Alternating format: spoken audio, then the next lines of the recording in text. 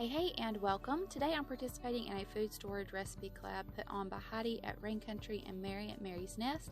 I'll make sure to link the playlist down below. I wanted to show you my freezer real quick. We were blessed to harvest 3 deer this year. We've been eating on this meat for a couple of months already, and we still have a lot left.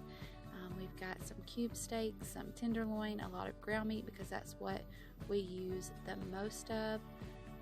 We've got some jerky cut.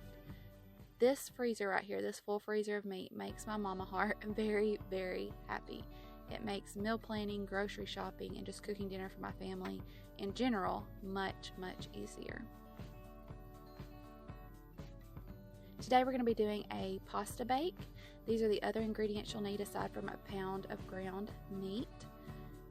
I have my venison over here in a skillet getting ready to brown. You could use whatever ground meat your family likes. And pasta sauce are other great things that you can have in your food storage supply. So you'll need some pasta, 2 cups of mozzarella cheese, some pasta sauce, and then whatever seasonings you would like. We're going to use salt, pepper, and Italian seasoning today. I'm going to get this meat browned and then we'll be back to show you what's next.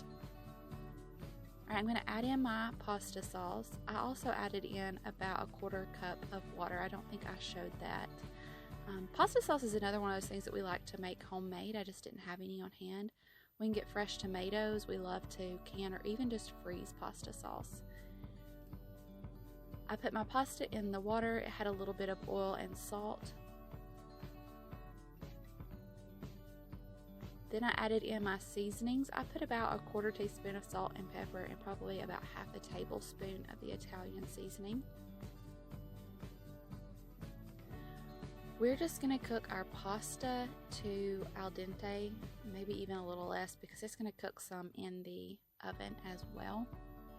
And I have my oven preheated to 350, and then I have a baking dish over here that is greased with some butter ready to go.